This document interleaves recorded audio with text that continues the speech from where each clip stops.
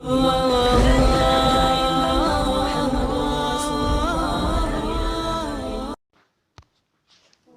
علیکم ورحمۃ اللہ وبرکاتہ۔ نام ملالہ یوسف زئی، تخلص یعنی قلمی نام گل مکئی، والد کا نام ضیاء الدین یوسف زئی اور والدہ کا نام طور پکئی یوسف زئی ہے۔ ملالہ کی پیدائش 12 جولائی 1997 میں ملک پاکستان کے صوبہ خیبر پختونخوا کے سوات نامی ضلع کے ایک شہر مینگورہ میں ہوئی۔ ملالہ کا تعلق سنی مسلم خاندان سے ہے جو پشتون نسل سے تعلق رکھتے ہیں۔ ملالہ کو پشتو، انگریزی اور اردو پر عبور حاصل ہے۔ ملالہ کی پیدائش جس علاقے میں ہوئی وہاں طالبان کا قبضہ تھا۔ ملالہ کا کہنا ہے کہ طالبان حیا کے نام پر بچیوں کو تعلیم سے روکتے تھے، حتیٰ کہ بازار میں کوئی چیز خریدنے جانے کی بھی اجازت نہیں تھی۔ ملالہ کا کہنا ہے کسی کی ہمت نہیں تھی کہ طالبان کی مخالفت کر سکے۔ طالبان کے ڈر سے بچیاں اسکول نہیں جاتی تھیں، لیکن میں نے ہمت سے کام لیا اور میں اسکول جایا کرتی تھی۔ نیز میں نے بہت کوشش کی کہ اوروں کو بھی اسکول تک لے جاؤں، مگر ان کے گھر والے طالبان کے سخت رد عمل کے خدشات کے سبب جانے کی اجازت نہیں دیتے تھے۔ خیر، میں نے اس کو دفع کرنے کے لیے BBC کو گل مکئی کے نام سے طالبان کے خلاف رپورٹ ارسال کیا، جس پر طالبان کی جانب سے سخت رد عمل ہونے لگا۔ حتیٰ کہ امتحان دینے کے لیے جب میں بس میں سوار ہوئی تو ایک نقاب پوش آدمی ہاتھ میں پستول لے کر بس میں آیا اور پوچھنے لگا، تم میں سے ملالہ کون ہے؟ جلد بتاؤ ورنہ تم کو گولیوں سے بھون دوں گا۔ یہ سن کر ملالہ نے اپنا تعارف کر دیا۔ جیسے اس کو پتہ چلا کہ اس نے ملالہ پر گولی چلائی، وہ گولی ملالہ کے مغز سے ہو کر ریڑھ کی ہڈی میں جا رکی، جس کے نتیجے میں ملالہ کافی زخمی ہو گئی۔ اس کے بعد اسے پشاور کے فوجی ہسپتال لے جایا گیا۔ یہ خبر ملک بھر میں جنگل کی آگ کی طرح فوراً پھیل گئی۔ ادھر سیاستدانوں کی طرف سے ملالہ کے علاج کی پیشکش آنے لگی، ساتھ ساتھ عوام سے بھی ملالہ کو کافی ہمدردی مل گئی۔ یہاں سے ملالہ کے عالمی شہرت کا سفر شروع ہوتا ہے۔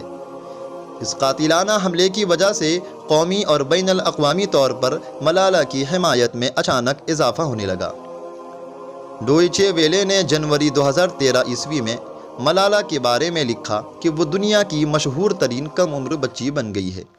اقوام متحدہ کے عالمی تعلیم کے نمائندے گورڈن براؤن نے اقوام متحدہ کی ایک پیٹیشن بنام میں ملالہ ہوں جاری کی اور مطالبہ کیا کہ دنیا بھر کے تمام بچوں کو 2015 کے اواخر تک اسکول بھیجا جائے۔ اس کے نتیجے میں پاکستان میں پہلی بار تعلیم کے حق کا بل منظور ہوا۔ 29 اپریل 2013 کو ملالہ کو ٹائم میگزین کے اولین صفحے پر جگہ ملی اور اسے دنیا کے 100 بااثر ترین اشخاص میں سے ایک گردانا گیا۔ ملالہ پاکستان کے پہلے یوتھ پیس پرائز کی وصول کنندہ بنی۔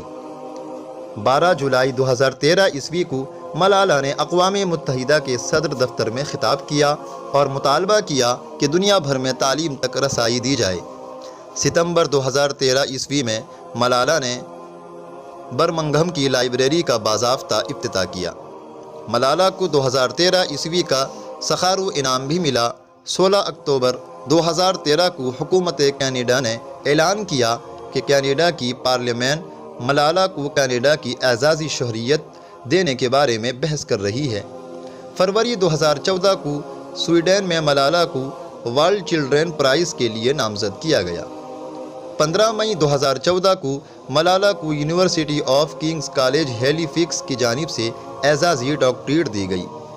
10 اکتوبر 2014 کو ملالہ کو بچوں اور کم عمر افراد کی آزادی اور تمام بچوں کو تعلیم کے حق کے بارے میں جد و جہد کرنے پر 2014 عیسوی کے نوبل امن انعام دیا گیا، جس میں ان کے ساتھ انڈیا کے کیلاش ستیارتھی شامل ہیں۔ ڈاکٹر عبدالسلام کو 1979 میں طبعیات کے نوبل انعام کے بعد ملالہ نوبل انعام پانے والی دوسری پاکستانی بن گئی۔ اس طرح ایک کے بعد ایک عروج نے اسے اندھا بنا دیا۔ اب یہ حقوق کے آڑ میں اسلام کی نظریات کا اپنے نظریے سے تصادم کر رہی ہے۔ اس کا کہنا ہے کہ ساتھ میں رہنے کے لیے نکاح کی کوئی ضرورت نہیں، لوگ بغیر نکاح کے کیوں نہیں رہتے، یہ میری سمجھ میں نہیں آتا۔ یعنی ملالہ یوسفزئی دبے الفاظ میں زنا کو نکاح کا درجہ دینے کی ناکام کوشش کر رہی ہے۔ یہ ایک ایسی فحش آمیز بات ہے جسے مسلم تو مسلم، ایک نان مسلم بھی جس میں غیرت کی ذرا بھی چنگاری ہوگی وہ اس کی بات کو ٹیشو پیپر جتنی حیثیت بھی نہیں دے گا۔ اللہ تعالی ہم سب کو اس جیسی فتنہ پروروں، فتنہ بازوں سے ہمارے عقائد و نظریات اور ہمارے افکار مسلمہ کی پوری حفاظت